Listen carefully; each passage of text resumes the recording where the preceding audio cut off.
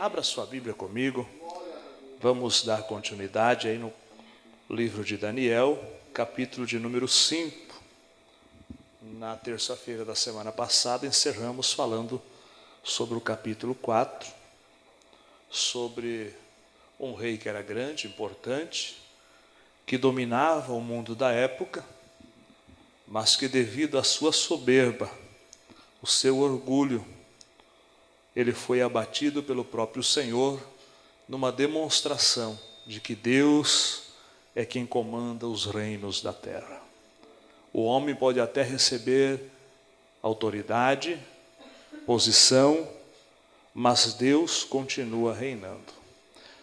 E acredito que esse livro tem nos dado muitas lições e muitas aplicações, e a de hoje eu acho muito importante, muito sério, o texto em si, o estudo, mas a aplicação deste capítulo eu acho muito importante. Então nós vamos meditar junto com os irmãos nessa noite, capítulo 5, vamos ler a partir do verso 13, ele é um capítulo com 31 versos, mas vamos ler do capítulo 5, a partir do verso 13, nos diz assim a palavra do Senhor. Então Daniel foi introduzido à presença do rei. Falou o rei dizendo a Daniel: És tu aquele Daniel, um dos filhos dos cativos de Judá, que o rei, o meu pai, trouxe de Judá? Porque tenho ouvido dizer a teu respeito que o Espírito dos deuses está em ti, e que em ti se acha a luz, o entendimento e a excelente sabedoria.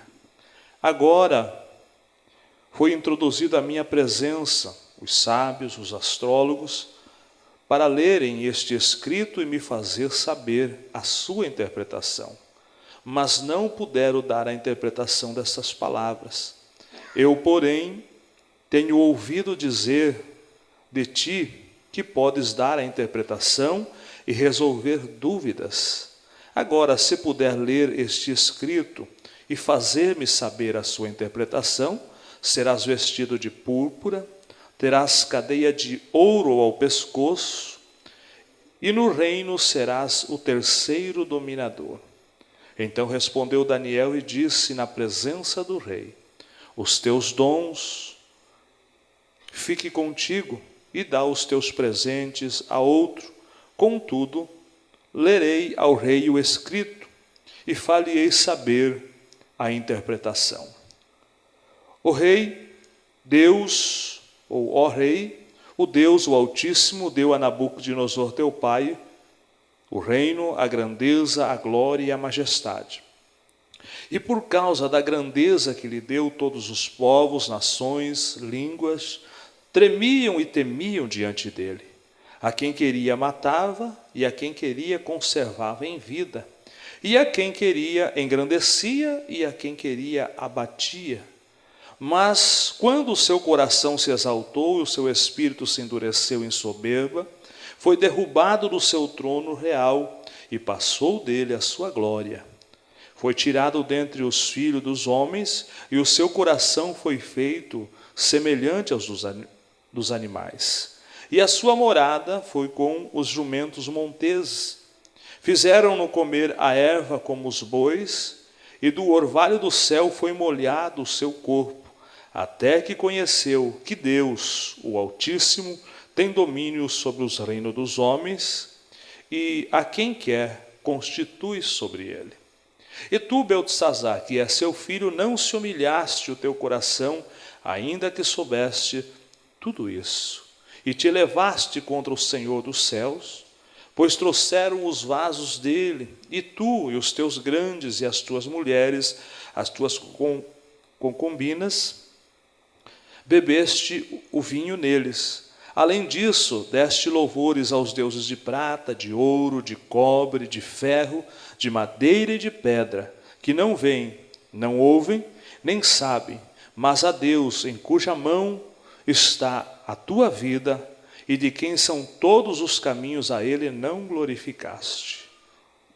Até aqui está bom, meus irmãos. Por bondade, tome o seu lugar.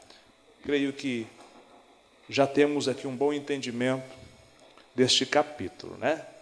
Eu hoje me atrasei um pouco aí, peço perdão para a igreja, cheguei meio atrasado, eu fui ali em Brusque resolver um negócio, trabalhei aqui até as 5 horas e dia de chuva parece que todo mundo sai de carro, né? Estava um movimento danado, mas graças a Deus que aqui estamos. Meus queridos, olhar para esse texto aqui, como eu disse, aparece um novo rei, que até então não tinha surgido na história. E eu já falei a introdução do tempo, das datas, dos anos, e as 3 vezes que este imperador chamado Nabucodonosor invadiu Jerusalém e a conquistou. Pois bem, como eu falei, o capítulo 4 encerra com este homem virando um animal. Literalmente, por 7 anos, o texto vai dizer, e não só o texto, há historiadores, eu tenho um livro do historiador Flávio Josefo, e ele também conta, e tem vários historiadores que trazem isso ao nosso conhecimento, que este homem passou um período de 7 anos louco, passou a viver, a conviver e a se alimentar como um animal. Pois bem, aqui no capítulo de número 5, nós vamos encontrar um rei chamado Belsazzar. Belsazzar, a Bíblia traz ao nosso conhecimento que ele é filho. E é claro, mas espera aí, pastor, a Bíblia está mentindo? Não, é que a cultura dos mundos antigos, eles tinham uma forma de chamar netos, bisnetos e até mesmo genros, como filhos. Se você estudar a genealogia do Novo Testamento, você vai encontrar que tem alguns ali que são genros, mas são chamados de filhos. Então, havia isso, né? Havia isso. E aqui nesse caso, Belsazzar não é filho, né?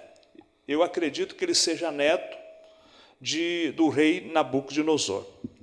Quando eu olho para isso aqui, eu começo a entender que Nabucodonosor já não está mais reinando. O imperador forte, poderoso, que representava com o seu reino a cabeça de ouro daquela estátua do capítulo de número 2, agora ele já não está mais no poder. E quem está reinando agora é Belsazzar. Pois bem, nós vamos olhar para a Bíblia, que foi Deus quem permitiu. Eu trouxe alguns textos falando já nos primeiros capítulos, que foi Deus quem entregou Jerusalém na mão desse povo. Não foi eles que conquistaram Jerusalém, foi Deus que entregou Jerusalém na mão dos caldeus, do rei da Babilônia, exatamente por causa da sua apostasia. O que é isso? Se afastaram de Deus e foram se envolver com deuses estranhos. E agora eles estão convivendo ali. Passou-se um império. Eu acho tão interessante que o rei passou, mas Daniel continua por lá, tendo acesso ao palácio.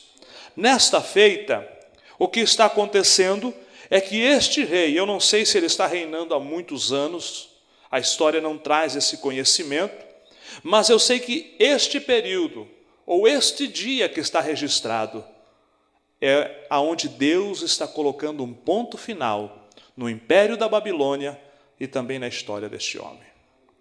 Nós vamos olhar que ele está fazendo uma grande festa. O texto diz que ele está fazendo um banquete com os homens ou as mulheres mais importantes daquela nação. 1000 convidados, e cremos que são os maiorais, as pessoas que estão à frente daquela nação estão convidados. E nesta festa, como ele é um rei ímpio, é um rei que não teme a Deus. Quando eu falo a Deus, eu estou falando ao Deus criador do céu e da terra, porque ele tinha o seu Deus. O nome Belsazzar significa protegido de Bel, ou Bel é a proteção. Bel era um dos deuses principais daquela nação, entre tantos que existiam ali, mas ele tinha então essa ligação com este Deus, com este ídolo. Quando olhamos para o texto, a festa está acontecendo. Há ali naquela festa muitas pessoas, o texto vai dizer 1000 convidados.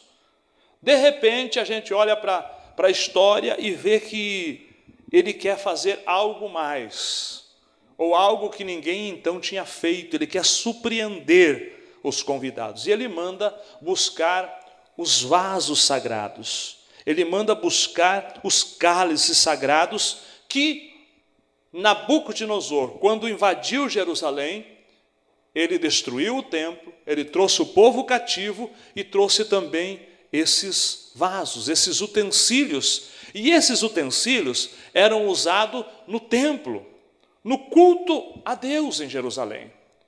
E é interessante saber que Nabucodonosor, mesmo com sua soberba, com seu orgulho, ele não tocou nesses utensílios. Ele trouxe, o texto vai nos dizer, da conquista, no capítulo 1, no capítulo 2, que ele trouxe esses utensílios, esses vasos sagrados, esses cálices, a qual eles usavam no culto a Deus, e colocou lá na casa do seu Deus, creio eu que no Deus Bel.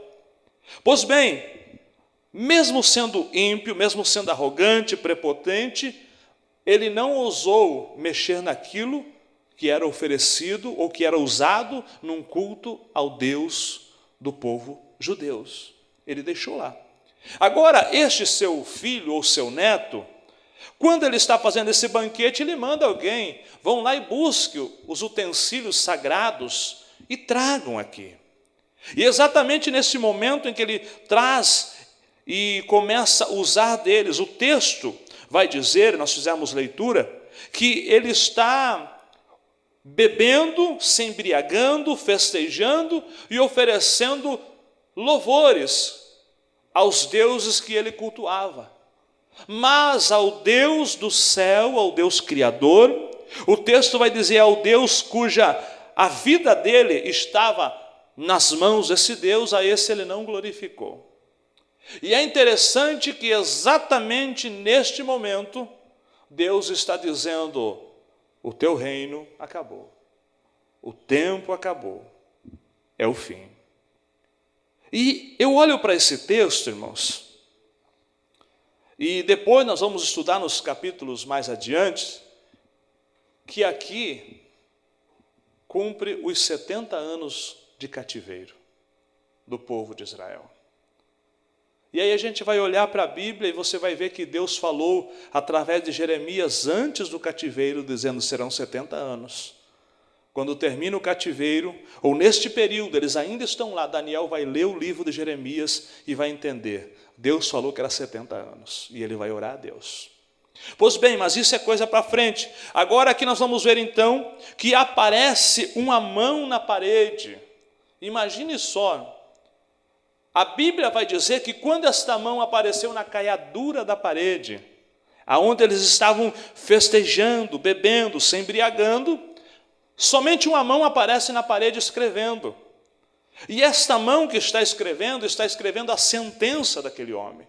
Não só a sentença dele, mas a sentença daquele reino também. E o texto vai nos mostrar que este homem, as suas juntas se esmoreceram, os seus joelhos tremeram, porque é assustador. Imagine você estar sentado agora e você vê uma mão na parede escrevendo.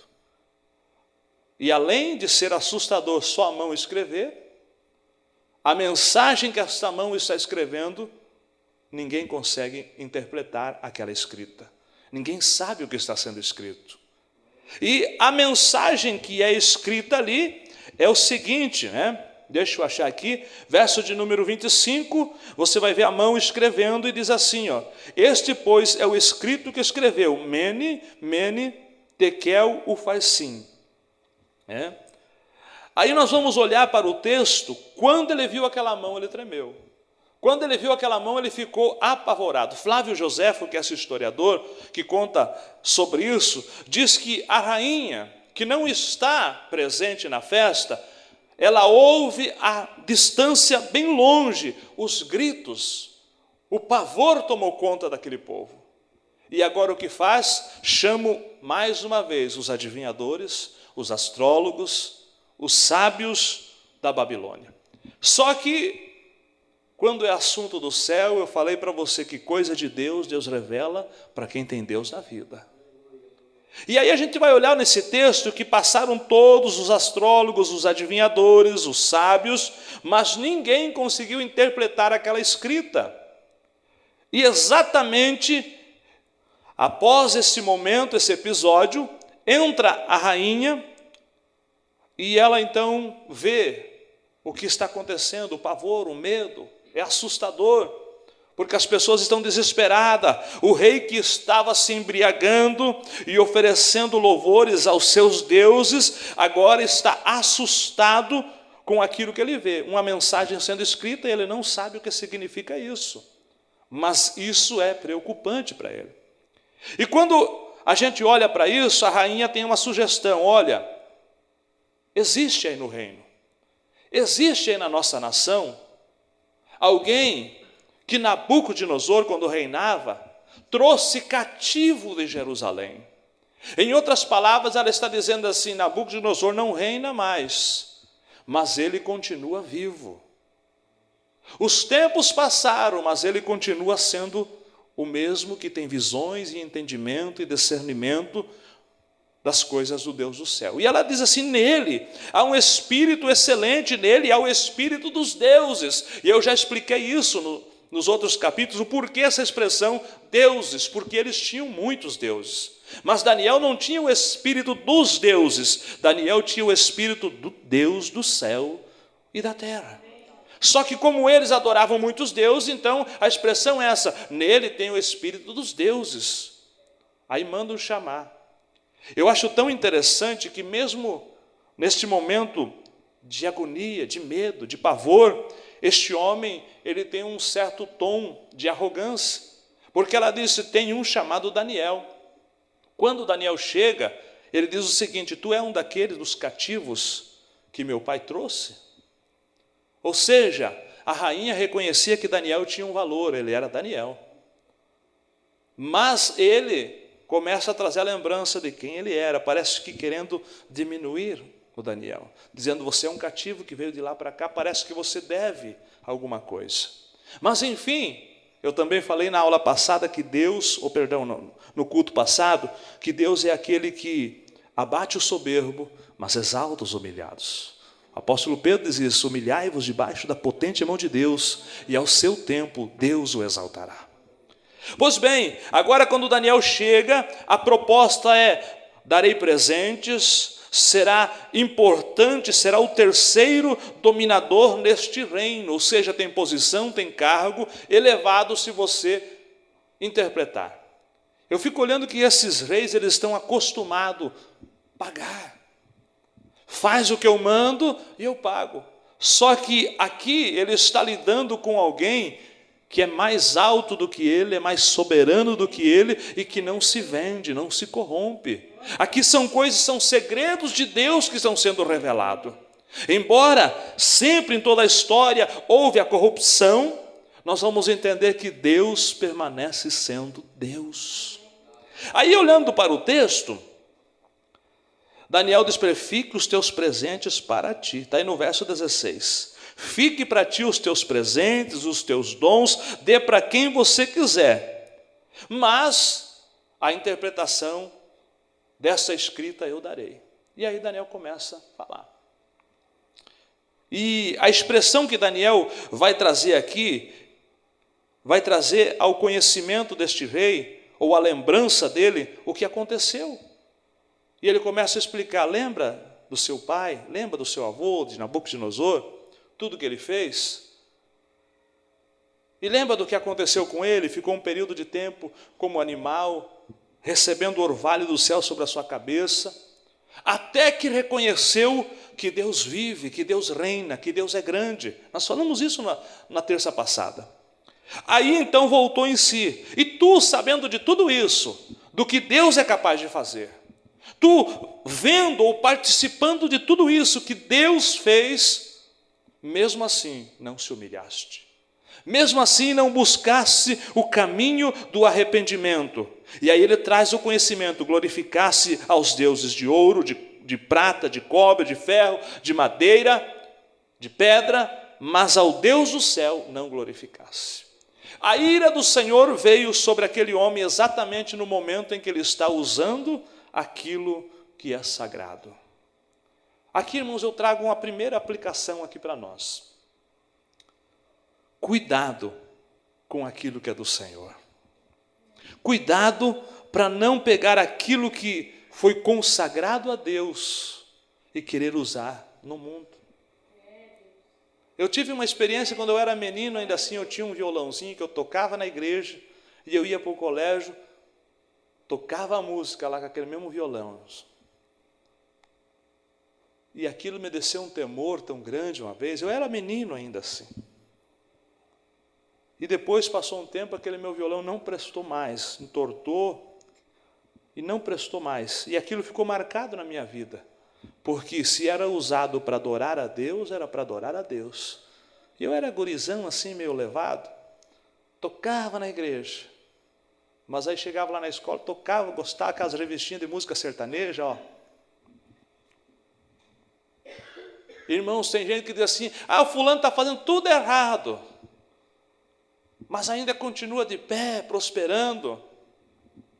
Esse Deus é misericordioso, mas quando Ele põe um ponto final, põe um ponto final. Eu digo isso para você, cuidado, até mesmo quando você usa o altar da igreja. Quando nós não estamos cultuando, é só uma casa, as crianças podem até correr por aqui. Mas quando nós oramos aqui, damos início a um culto e pedimos que o Senhor esteja conosco, este lugar passa a ser a casa de Deus. E a gente precisa entender isso, irmãos. Respeitar e honrar.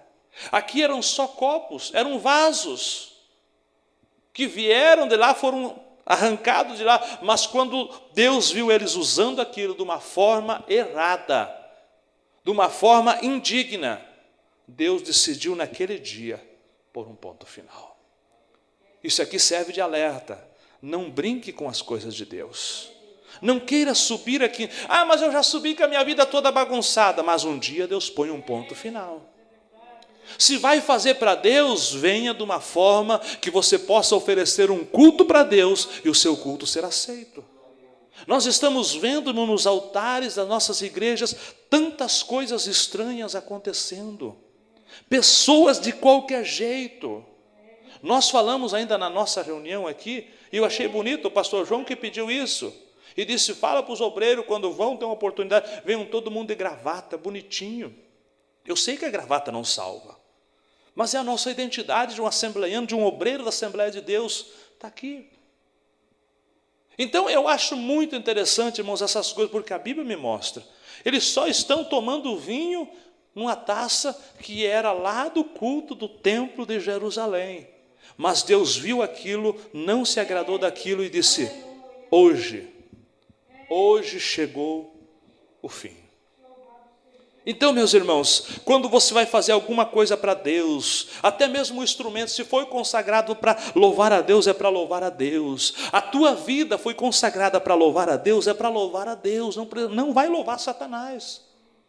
Cuide com as suas atitudes, cuide com a sua vida, porque esse Deus, que é cheio de misericórdia, um dia Ele põe o ponto final na história. Vamos para frente. Neste momento aqui, Daniel começa então a trazer a interpretação, traz ao seu conhecimento tudo o que havia acontecido, e agora então ele começa a interpretar a escrita. Mene, o significado de Mene, número.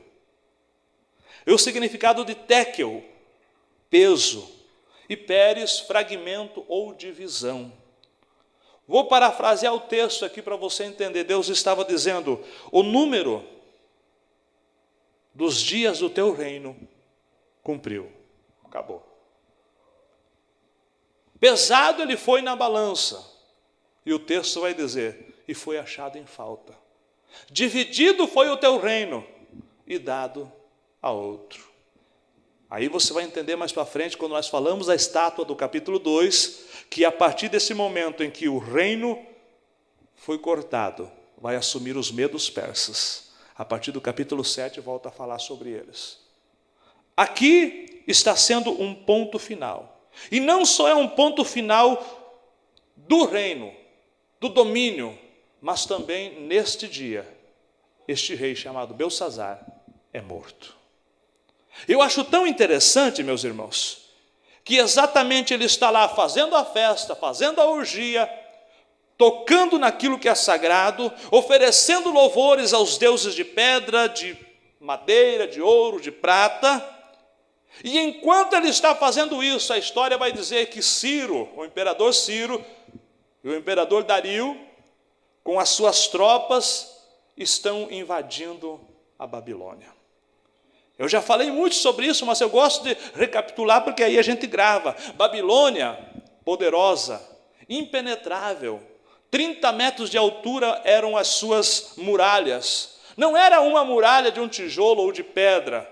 A história vai dizer que era uma muralha de uma largura muito grande, a ponto de 2 carruagens passar uma pela outra correndo tranquilamente em cima da muralha. Na visão humana, uma cidade protegida, impenetrável.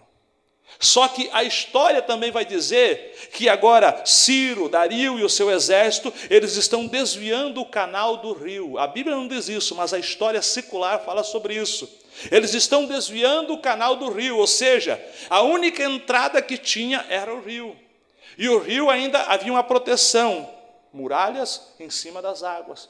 Mas agora eles estão desviando o canal do rio e é por ali que eles vão entrar. Enquanto esse homem está desobedecendo, pecando, aprontando, naquela mesma noite ou naquele mesmo dia, esses homens estão entrando na cidade. Eles entram, dominam Babilônia e matam este homem. A partir daqui da história, nós vamos entender que agora aparece no cenário um rei chamado Dario. Babilônia passou. A Babilônia saiu do comando. Tanto Nabucodonosor como a sua descendência são arrancados. A cabeça de ouro foi cortada.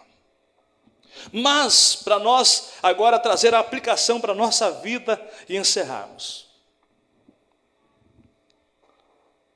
Se este homem soubesse que aquele era o último dia de vida dele, irmão Rui. Pense você, meu irmão. Se hoje você soubesse até o último dia, o que você faria?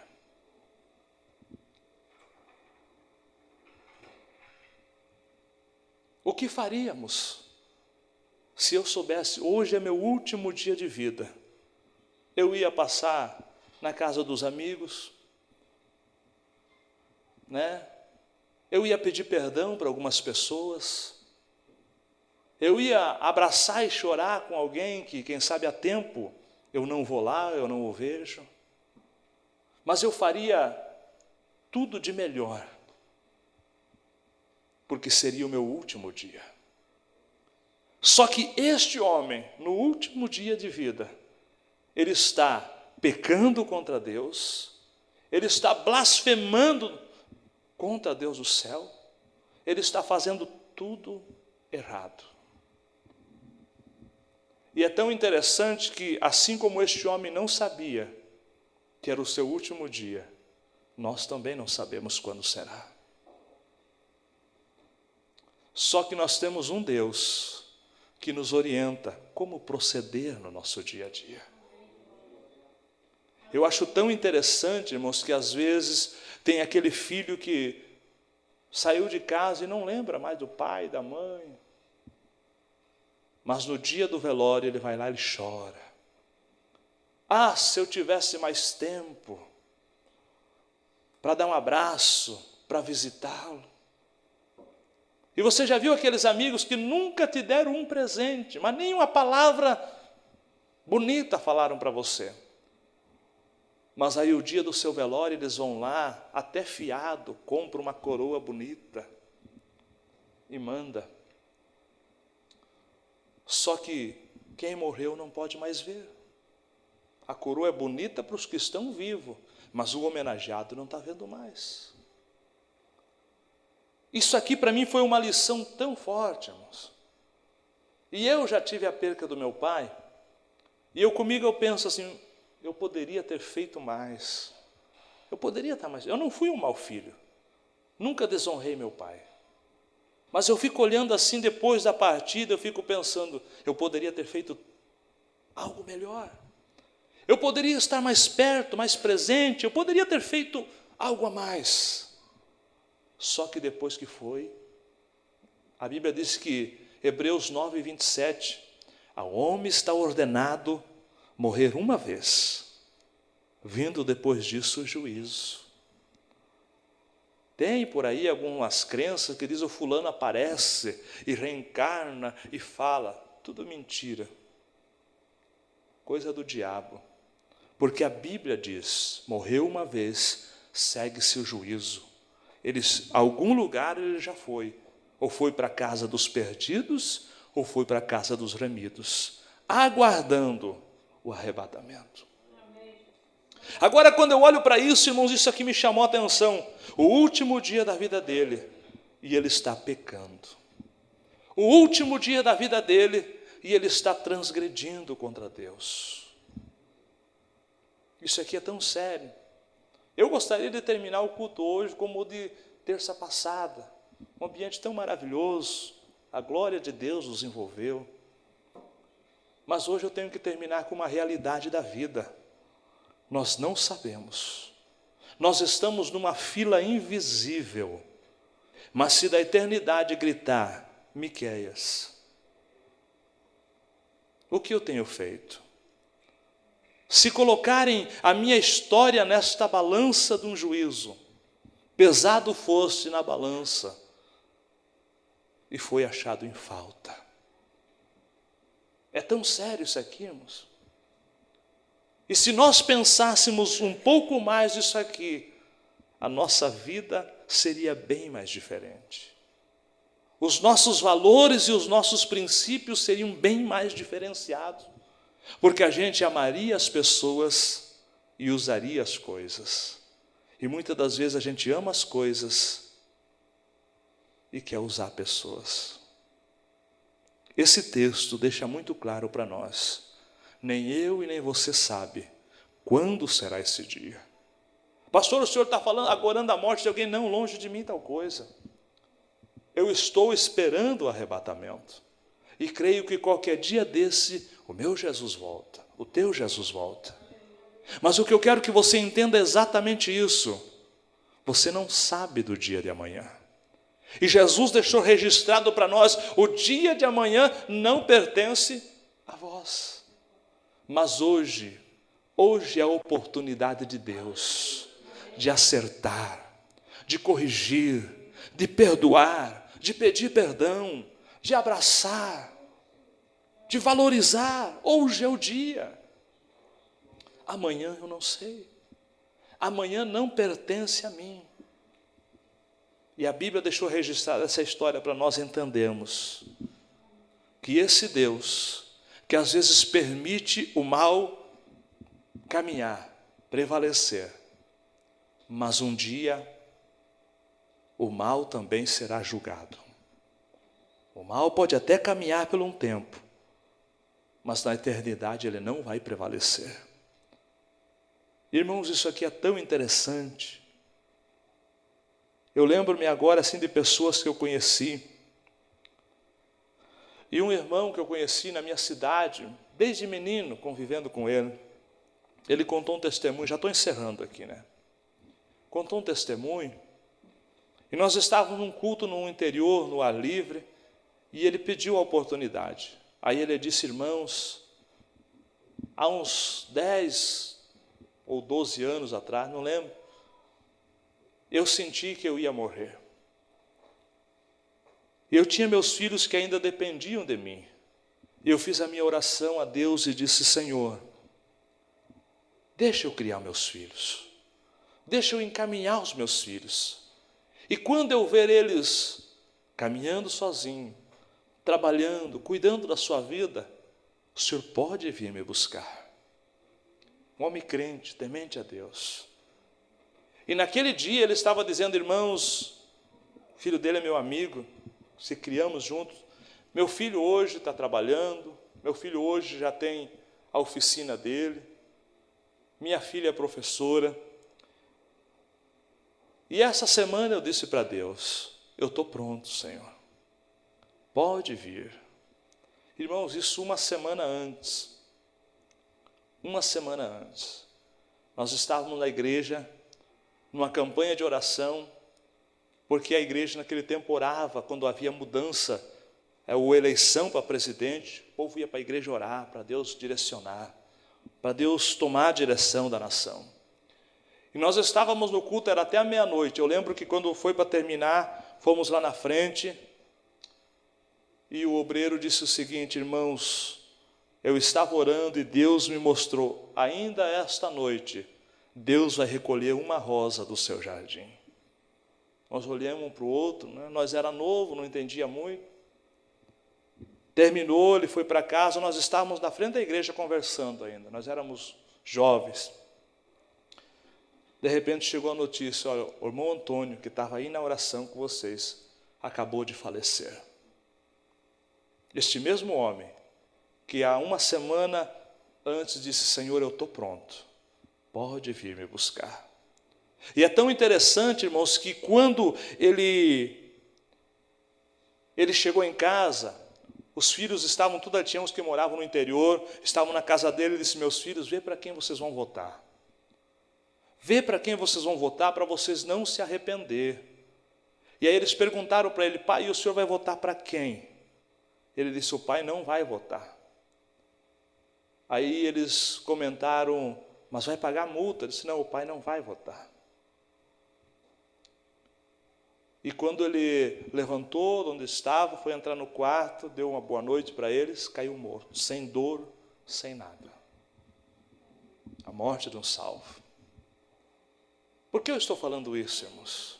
Feliz é o homem e a mulher que, quando esta voz lhe chamar, ele dizer: Senhor, eu estou pronto, Senhor, eu estou preparado. O céu é maravilhoso. Jesus falou para a gente que ele é maravilhoso, só que na hora que ele chamar, não adianta apressar. Às vezes tem alguém que diz: Senhor, me leva, me leva. Pecado isso, errado isso. Se ele ainda não chamou, é porque tem propósito na nossa vida, ou quem sabe está trabalhando em nós.